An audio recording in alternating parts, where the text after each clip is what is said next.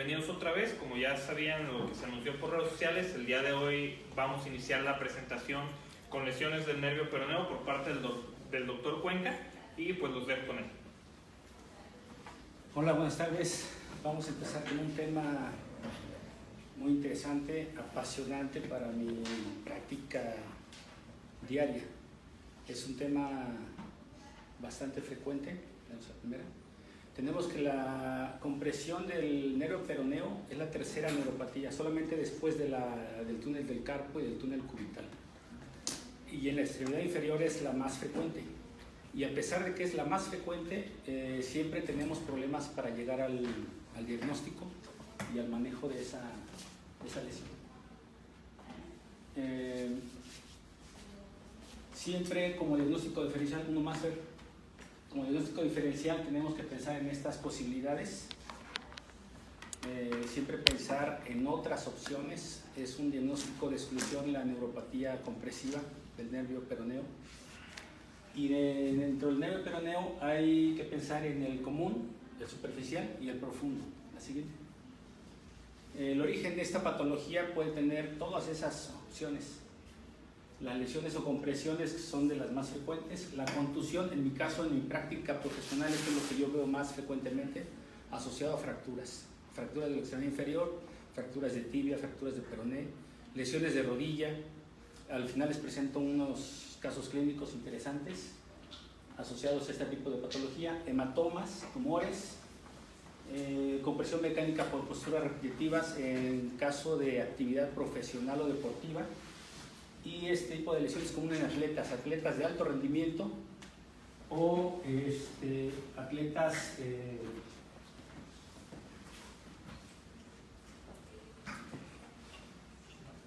la siguiente. En la anatomía estamos en la rodilla. El nervio viene en esta zona, viene del nervio peroneo común, por detrás de la rodilla, posterolateral a la rodilla, entra por debajo del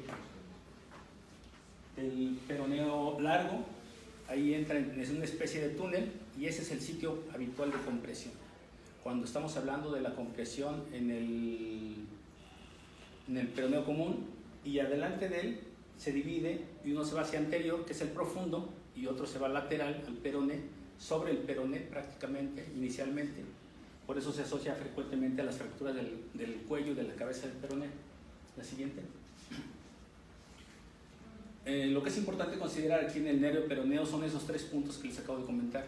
Compresión a nivel de su tronco común, en su rama profunda, que es netamente muscular, y en la superficial, que es sensitiva.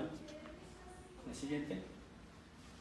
Los estudios diagnósticos, los estudios auxiliares del diagnóstico son todos estos. El más útil siempre es la electromiografía, porque estamos hablando de nervio y estamos hablando de un estudio electrofisiológico, neurofisiológico. Las radiografías no son útiles cuando sospechamos fracturas, tumores o una masa ocupativa. Podemos pensar en el ultrasonido asociado a la resonancia.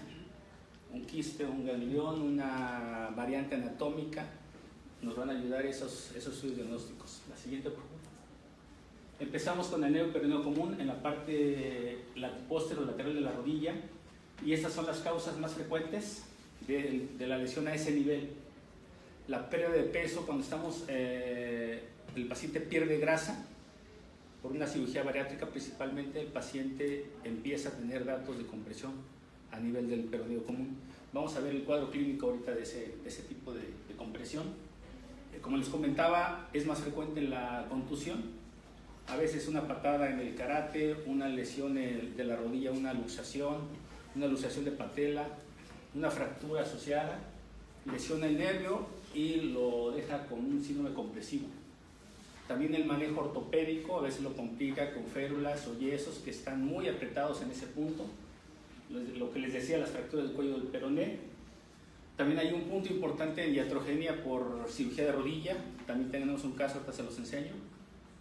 Posiciones prolongadas en quirófano. A veces tenemos la necesidad de poner al paciente en una sola posición durante tiempos prolongados. Si sabemos que vamos a tener compresión en ese sitio, entonces hay que proteger ese sitio de compresión. La cabeza del peroné siempre está comprimiendo el nervio. Ahorita en las fotos que les voy a mostrar se darán cuenta qué tan superficial está ese nervio. Corredores y futbolistas, la siguiente. Entonces, recuerden ese punto. Otra. Este es un futbolista famoso que se vino desde España a México solamente para operarse este problema. Fue en mayo de este año. Este problema tenía él. La siguiente. El cuadro clínico del peroneo común es esta. Hipoestesia en el dorso del pie. La siguiente. Y la parte interdigital del primer y segundo dedo. Entonces, la parte más profunda es esta, en esta zona. Y en el número 2 es la sintomatología que nos da el superficial. Entonces, si tenemos una sobreposición de síntomas, podemos pensar que es desde el peroneo común. Si tenemos las dos zonas hipoestésicas, la 1 y la 2, es el peroneo común. Y regularmente tenemos debilidad de todos los músculos extensores del tobillo, el tibial anterior, el extensor del primer dedo y los peroneos. La siguiente. Y aquí lo podemos ver. Cuando es agudo, cuando es una lesión leve, es una neuropraxia, es una lesión de Sedon tipo 1, pues regularmente se recupera en un par de semanas, no hay que hacer absolutamente nada. Pero en casos crónicos o de compresiones de larga evolución o asociadas a patologías como las que les comentaba, el cuadro típico es ese, es el pie péndulo, que ya no se recupera. Lo que hago con ese tipo de pacientes, por ejemplo, les pido que ellos me indiquen la zona hipoestésica. Con el marcador se marcan todas la zona, les pido que hagan el movimiento de los extensores del tobillo y aparte se alcanzan a ver, tiene heridas por cicatrices por los clavos centromedulares que le pusieron para la fractura de tibia y es un pie completamente caído. Esperamos que se recupere de la fractura y una vez que se recupera la fractura empezamos el manejo del nervio.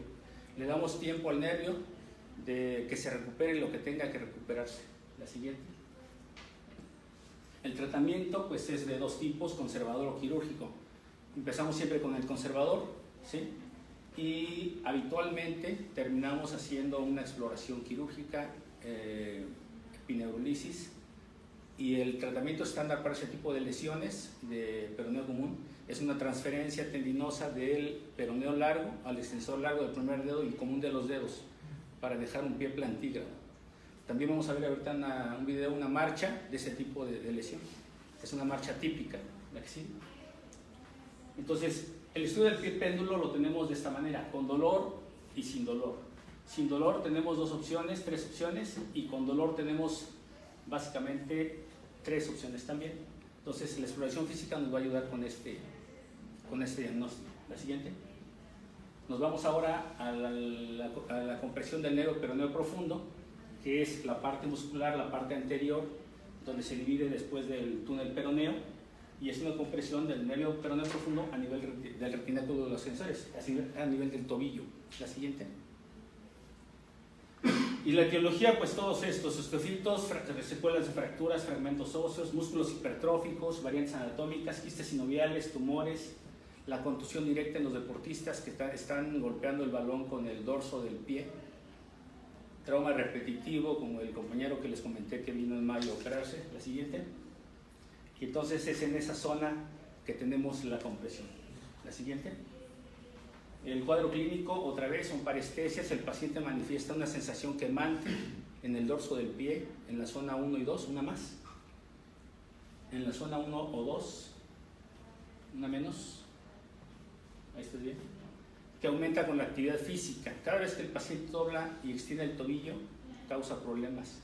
Si alguno de ustedes ha tenido en algún momento un pie péndulo por haberse dormido en el camión, recordará esa sensación de parestesias. Este es el cuadro típico. Y la caída del pie solamente la vemos en etapas avanzadas después de meses de estar comprimido el nervio. La siguiente. El diagnóstico, otra vez, evaluamos las zonas lesionadas, el primer espacio interdigital, el dorso del pie, los músculos, la fuerza de los extensores y la actividad física. La siguiente. El diagnóstico diferencial que incluye todos estos en caso de peroneo profundo y el panorama se amplía. Entonces tenemos el neuroma de Morton, la reticulopatía L5S1, el túnel del tarso. Puede estar asociada con una compresión del nervio peroneo superficial. También lo podemos confundir con un ataque agudo de gota o un problema de insuficiencia venosa periférica. La siguiente. El tratamiento también lo dividimos en dos, el conservador y el quirúrgico. En el conservador hacemos las medidas que habitualmente conocemos: reposo, antiinflamatorios, analgesia, suspensión de la actividad deportiva. Y si eso no funciona, entonces nos vamos al tratamiento quirúrgico, que regularmente hay que hacer una liberación de todos los sitios compresivos y habitualmente resecar todas las masas que podamos encontrar en su trayecto. La siguiente.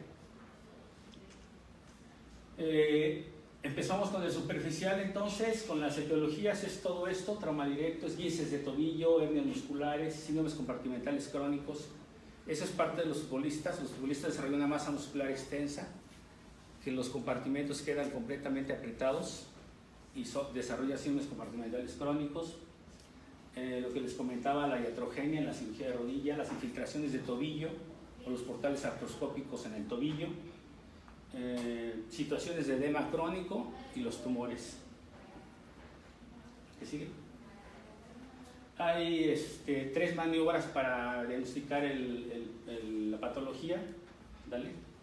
La maniobra de Steve, la primera, empezamos y ponemos el pie en eversión contra resistencia y activamente flexionamos y extendemos el tobillo y ponemos el dedo en el sitio del peroneo superficial, que está exactamente a un lado del extensor del primer ortejo.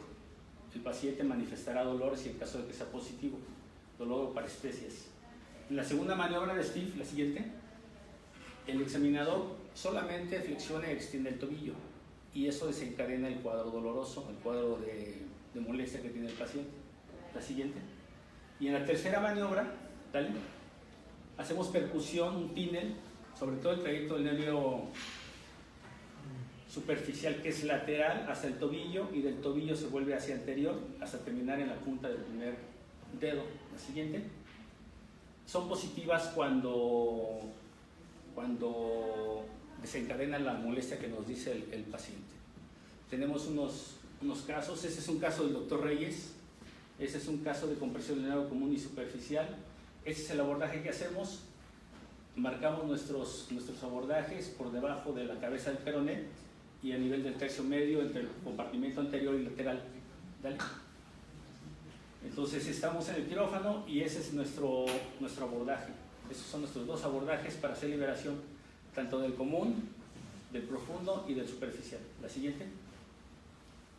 Dale clic.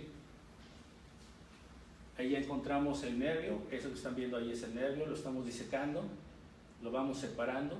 Ya abrimos el compartimiento de la fascia lateral, el compartimento lateral. Esta es su fascia. En cuanto seccionamos la fascia, se abre automáticamente y por debajo de la fascia, inmediatamente debajo, está el nervio. Ese es el peroneo superficial, está muy superficial. Entonces ahí le estamos haciendo una epineurolisis. Y noten ustedes ahorita, cuando seccionamos la fascia, hacemos un cambio ahí en los separadores, como la fascia es tan fuerte que comprime al nervio. Ahí ponemos un separador y enseguida secciono la fascia y noten cómo es como una liga, y cuando se corta la fascia se retrae todo ese tejido que estaba prácticamente aplastando al nervio. Entonces el músculo se puede hacer hipertrófico en los atletas y causarles mucho dolor. Es lo que nos pasa también cuando nos dormimos en el camión y el pie queda péndulo 4 o 5 horas. Ese es el efecto de edema del músculo, que no se puede expandir dentro de su fascia. Dale que sigue. Ya abrimos ahora del otro lado, por la parte superior de la imagen del video, al compartimento anterior, y ya abrimos y estamos quitando el septum, la división del compartimento anterior con el lateral, y por debajo de esto está el nervio. Habitualmente esta fascia, este segmento de fascia, este septum, lo resecamos en su totalidad. Entonces ahí estamos haciendo la fasciotomía y ahí quitamos ese septum. ¿La que sigue? Ahí ya resecamos el techo, por decirlo así, la división de la fascia, del compartimento anterior y lateral, y estamos ya explorando completamente el nervio y dejándolo completamente libre. Esa es la técnica para la liberación del peroneo superficial. La siguiente. Así queda. Aquí en la primera estamos viendo ya el nervio completamente libre, y en la segunda cuando estamos resecando la fascia. La siguiente. Ya estamos en la parte superior ahora, estamos liberando al peroneo común y sus ramas, que es el peroneo superficial y el peroneo profundo. Los identificamos con los surgiloops. El músculo, la fascia del músculo peroneo largo la abrimos, y si es necesario resecar incluso un pedacito de músculo, lo podemos hacer sin ningún problema. Dale otro. Entonces, para que nos ubiquemos, ya trabajamos en la parte media de la pierna y estamos ahorita en la... Dale uno. Entonces empezamos, hacemos el corte en la piel. En este paciente específicamente es un paciente deportista, era jugador de fútbol de un equipo local, de los 3 que hay aquí, y tenía el síndrome. Entonces le hicimos la liberación. Entonces él tiene poquita grasa. Ahorita van a ver otro paciente que tiene bastante grasa en esa zona. Él tiene poca grasa pero mucha masa muscular. Y la fascia es una fascia muy fuerte, con la masa muscular completamente hipertrófica, que ocasiona la compresión a este nivel. La siguiente. Entonces ahí estamos resecando la fascia, y esto que hago con la tijera es revisando el nervio. Vemos si no nos da movimiento. ¿La que sigue? Dale clic, por favor. Aquí estamos pasando los surgiloops, identificando el nervio peroneo común. Dale otro. Y identificamos el común, el superficial, y el que señalo con la pinza, el que se mete por debajo de la fascia del músculo, es el profundo. Eso es lo que hacemos, liberarlo de ese sitio. La siguiente. Ese es otro caso, paciente masculino. Este sí es mío, de 10 años de edad, que llegó por un bipéndulo ya, por un tumor de células gigantes en la cabeza del peroné. Hice el abordaje fue más amplio, por ser tumoral. La siguiente. Tuvimos que desinsertar todo el músculo, allá lo vemos, pero por ser un paciente pediátrico lo desinserto con un pedacito de periósteo, que es muy grueso en este tipo de pacientes, y lo vuelvo a reinsertar con suturas absorbibles. Entonces en el espacio estamos viendo que ya resecamos el tumor, lo rellenamos, le hacemos crioterapia, fresado, y lo rellenamos con injerto óseo. Y también estamos identificando las ramas del nervio. La siguiente. Este es un paciente con una iatrogenia. No sabemos por qué le pasó esto. Realmente el cirujano, platicando con él, hizo la técnica habitual, y lo que suponemos que pasó es que en algún momento con los separadores se fue demasiado profundo y solamente se necesita un apretoncito al nervio para que el resultado sea ese. Esa es la marcha típica de un paciente con bipéndulo. Tiene que levantar la rodilla, auxiliarse de la cadera, porque la punta del pie se arrastra y les causa mucho problema para levantar, para usar escaleras principalmente. La siguiente. Ya en quirófano tenemos la herida, la cicatriz de la artroplastía, y estamos pidiéndole, todavía despierto, que nos haga la flexión y extensión del pie. El pie está completamente caído y con cambios tróficos ya. La siguiente. Otra vez, este es nuestro abordaje. El tratamiento estándar, como les comentaba, otra más, es la pineurolisis en el nervio peroneo común, peroneo superficial, peroneo profundo, y vamos a también hacer la transferencia del peroneo largo al extensor del primer dedo y del común de los dedos para dejar un pie plantígrado. La siguiente. Entonces se dan cuenta, por ejemplo, este paciente tiene una capa de grasa bastante generosa, a diferencia del futbolista que prácticamente no tenía nada. Incluso el peroneo es hipertrófico también. E incluso identificamos ramas sensitivas. La siguiente. Aquí identificamos los dos peroneos y tomamos el que necesitamos solamente, le damos más. Entonces aquí ya lo sacamos con una abertura por tracción y lo pasamos a través de la membrana interósea. Hacemos una ventana, teniendo cuidado de no lesionar la arteria tibial anterior, que está exactamente sobre la membrana interósea. Y ahí lo tenodezamos con técnica de Pulvertaft a los extensor común de los dedos y el extensor propio del primer ortejo. La siguiente. Estas son las cicatrices que nos quedan después de hacer ese procedimiento y la posición del pie ya en posición plantígrada. Incluso se nota como en la cara anterior del tobillo un edema, que es el efecto de la tenodesis. Lo pasamos a través de esos tendones. La siguiente. Lo que les comentaba, es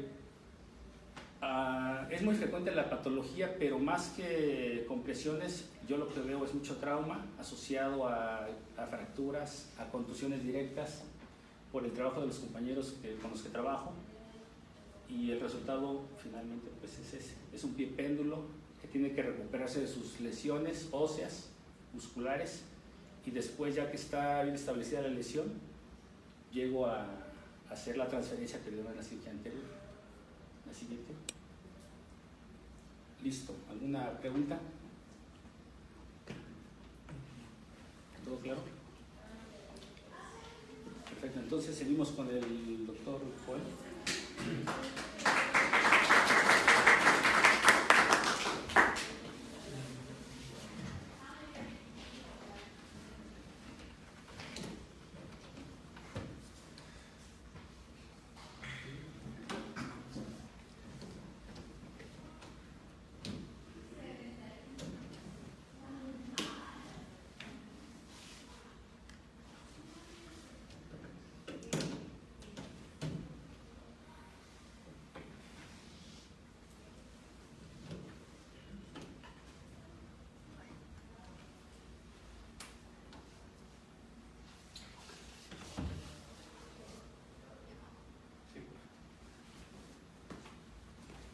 Bueno, muy buenas tardes. Continuando con los temas, como ya se había anunciado, el día de hoy vamos a ver un tema bastante interesante, que es la correlación de cirugía con imágenes radiográficas en lo que es la cirugía del hombre.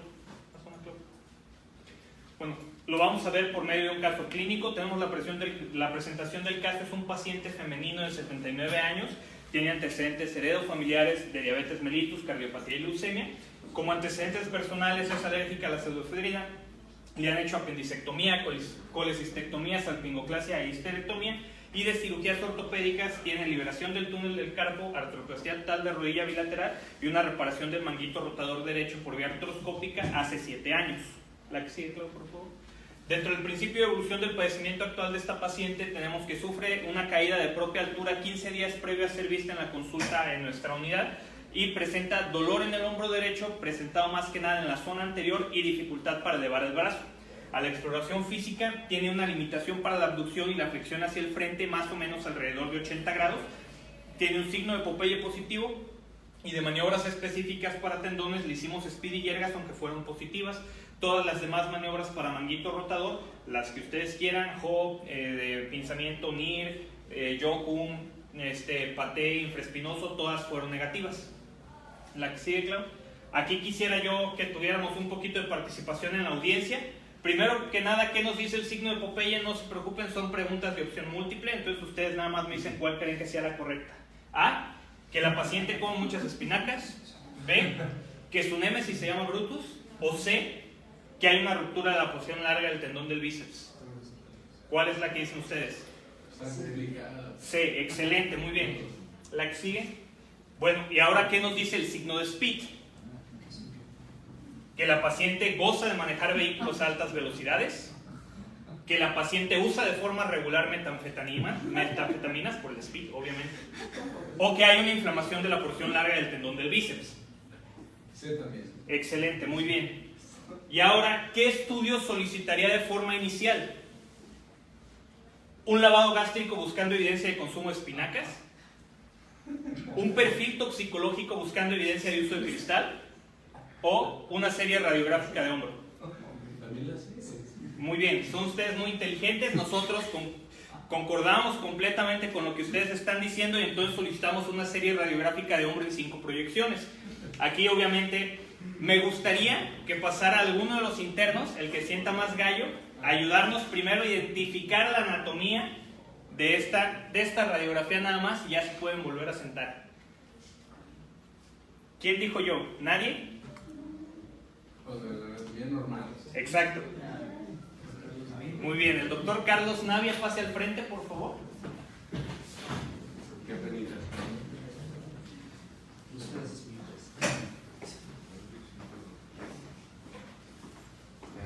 Bueno, esta es la cabeza humeral.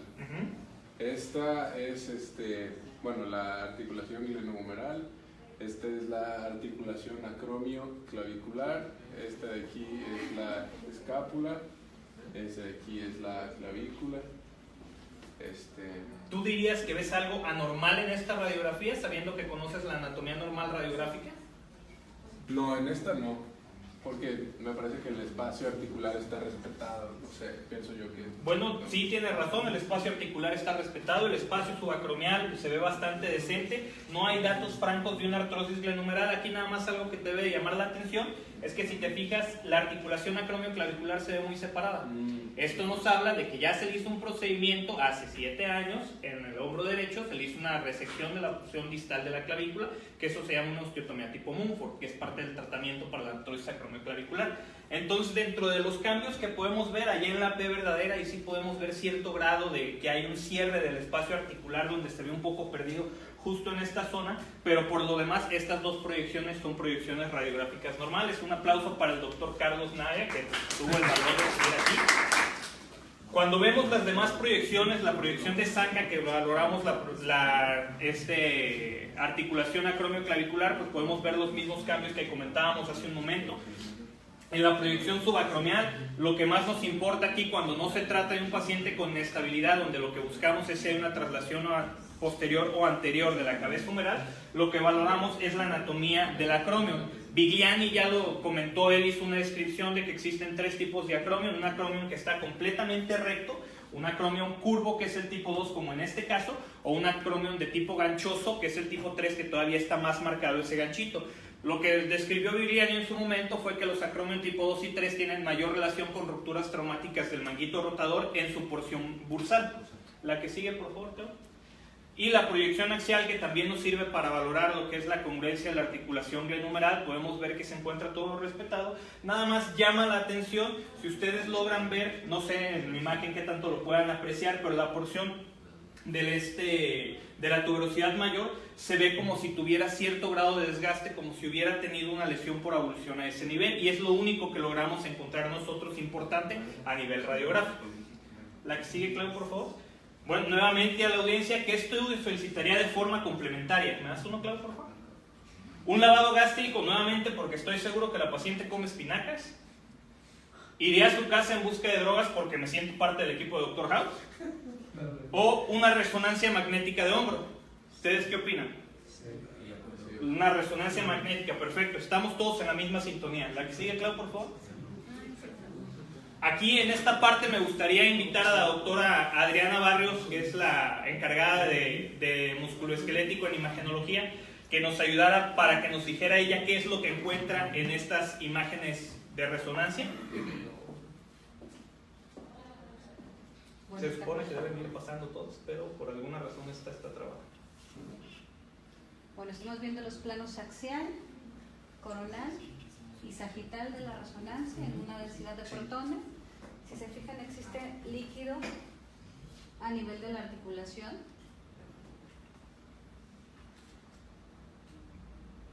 Existen muchos cambios inflamatorios.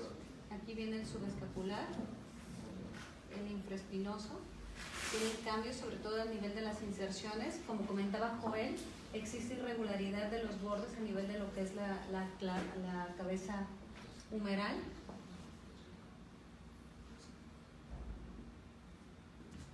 No se logra ver, bueno, no se logra ver bien el trayecto del tendón largo del bíceps, o sea, tendría que ver acá. Aquí se ve, y se ve algunas de sus fibras ahí retraídas, las irregularidades que habíamos visto. Existen cambios a nivel del labrum también. con estas imágenes que tú estás viendo, Adriana, ¿cuál sería tu conclusión, tu interpretación radiográfica, tus diagnósticos? ¿Qué nos dirías? Bueno, una rotura del tendón largo del bíceps, existen cambios inflamatorios y puede ser una lesión parcial tanto del supraespinoso hacia lo que es la inserción, y puede ser una lesión parcial y cambios inflamatorios del subescapulario y del infraespinoso. Okay. Y los cambios artrósicos a nivel de la cabeza humeral. Muy bien. Gracias, Adriana. Bueno, entonces nosotros con la correlación clínica que nosotros tuvimos, pues teníamos la certeza diagnóstica, por así decirlo, de que nuestra paciente tenía una ruptura de la porción larga del tendón del bíceps. Sin embargo, los cambios imagenológicos también nos sugieren que hay lesión de nuestros tendones del manguito rotador. Entonces tendríamos que entrar a revisar, hacer una cirugía de revisión de esta paciente. Por lo tanto, se programó. Y aquí, otra vez, ¿cuál sería su tratamiento? Opción A, una dieta libre de espinacas. Opción B, ingresarla a un centro en contra de las adicciones.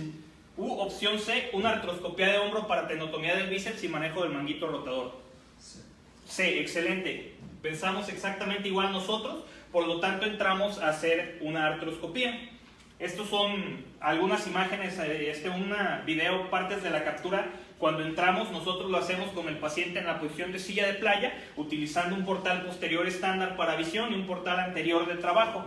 Cuando nosotros entramos, logramos identificar primero que hay muchos cambios fibróticos a nivel de la articulación. Si se fijan, el tejido está desorganizado. Logramos ver a nivel de la cabeza humeral, que está de su lado derecho, cómo hay los cambios artrósicos, lo mismo que a nivel de la glenoides. Logramos ver, esto se supone que debería de ser labrum. Tenemos un labrum bastante friable, bastante, su anatomía muy desorganizada, que nos cuesta inclusive ver nuestro espacio de los rotadores, que es por donde vamos a entrar nosotros con nuestro portal anterior. Una vez establece el portal anterior para trabajo, con un shaver empezamos a hacer un desbridamiento de todas las lesiones, de todo ese tejido que nos sobra, que no nos permite ver y que está dañado. Una vez logramos limpiar todo lo que es nuestro intervalo de los rotadores, debemos identificar en primer lugar nuestro subescapular, intentar visualizar nuestro tendón del bíceps, que es básicamente a lo que entramos. No se alcanza a apreciar muy bien por la sombra de la imagen, ahí se va a ver mejor. Esta parte de aquí de abajo es nuestro tendón del subescapular. Podemos ver cómo hay mucho tejido fibrótico, inflamatorio, todas esas cicatrices que están alrededor de él. Entonces, con un equipo de radiofrecuencia empezamos otra vez a hacer cierta hemostasia de las lesiones, así como empezar a liberar más tejido. Aquí lo que intentamos buscar es ver la inserción de nuestro tendón subescapular en lo que es la tuberosidad mayor y ver en realidad qué tanto está desprendido. Generalmente, cuando tenemos una ruptura traumática del tendón del bíceps, el tendón del bíceps, por la posición en que se encuentra en forma intraarticular, no se rompe solo, generalmente rompe más tendones. Existen casos reportados de lesiones aisladas, de rupturas aisladas del tendón del bíceps, pero son bastante raros. Generalmente están asociados a una ruptura en el 50% de los casos del subescapular, en el 35% de los casos del subescapular y del supraespinoso. Continuamos nosotros haciendo la liberación. En esta imagen vamos a ver cómo logramos ver cierto tejido que pareciera estar por detrás de nuestro subescapular, que inicialmente pensábamos que podía ser el ligamento glenohumeral medio. Sin embargo, posteriormente vemos en la imagen cómo este tejido se continúa completamente hacia el rodete glenoideo, lo cual nos estaba indicando que ahí era donde se encontraba nuestra ruptura parcial de la porción larga del tendón del bíceps, que se encontraba en una posición completamente por detrás del subescapular. Por alguna extraña razón el video se está repitiendo desde el inicio. Las espinacas probablemente, tienen ustedes mucha razón. ¿Eso que se ve no es la porción larga? ¿Eso que se ve enrollado? No, la porción larga la vemos, o esta parte de acá abajo. No, todo lo que quitaste. No, esto no era, eran parte del bíceps, lo que estaba intraarticular, como si fuese un cuerpo libre parcialmente agarrado, pero la porción larga propiamente dicha estaba metida por debajo del subescapular.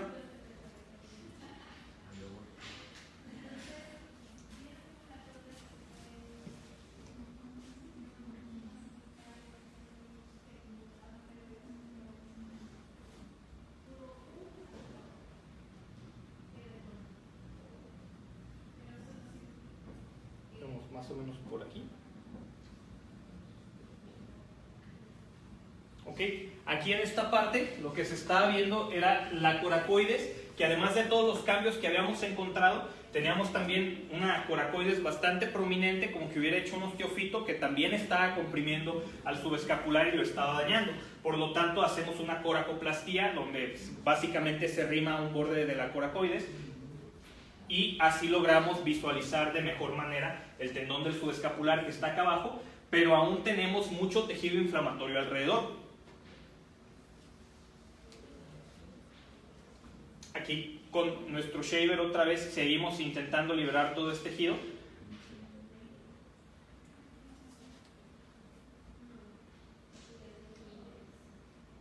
Y ahí estamos con la fresa terminando de hacer la coracoplastía.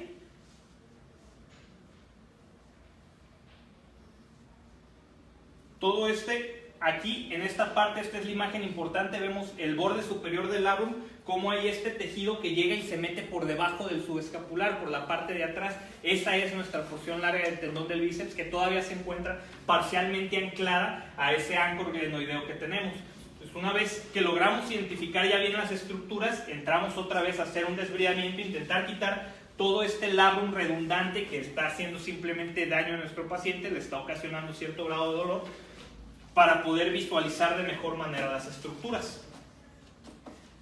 Aquí en esta parte vamos a ver cómo con el shaver, al momento de que hace un poco la succión, se alcanza a ver mejor todavía cómo se mete por debajo del subescapular ese tendón. Ya una vez que más o menos está debridado todo el borde del labrum, sigue habiendo mucho tejido redundante, por lo tanto entramos con una pinza basket para lograr quitar todo ese tejido.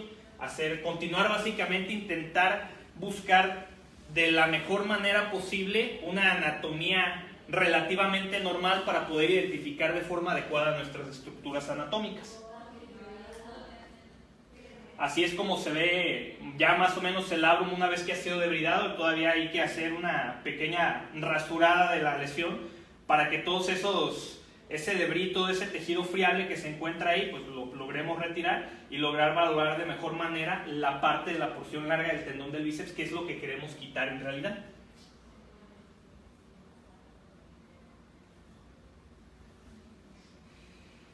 Aquí en esta parte, esta banda de tejido que ven es el remanente que queda de la porción larga del tendón del bíceps. Logran ver cómo viene desde su anclaje a nivel del labrum superior y llega y se mete por detrás del subescapular y por debajo del mismo, que es lo que decíamos, estaba luxado hacia medial. Entonces esa parte es lo que le está molestando a nuestro paciente y es lo que hay que retirar. Una vez que se limitan los bordes de la lesión, vamos a entrar después también con una pinza de basket para poder cortarlo básicamente y después debridarlo con el shaver.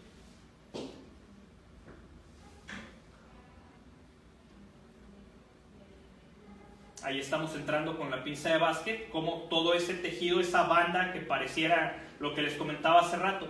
Esa es la posición anatómica donde normalmente encontraríamos el ligamento glenumeral medio también. Existe algo que se llama complejo de Buford, donde el ligamento glenumeral medio también se engrosa como si fuera un cordón. Entonces, algunos pudieran haber pensado que era eso. Sin embargo, cuando nosotros vemos hacia dónde llega y se inserta, pues logramos ver que era en realidad la porción larga del tendón del bíceps.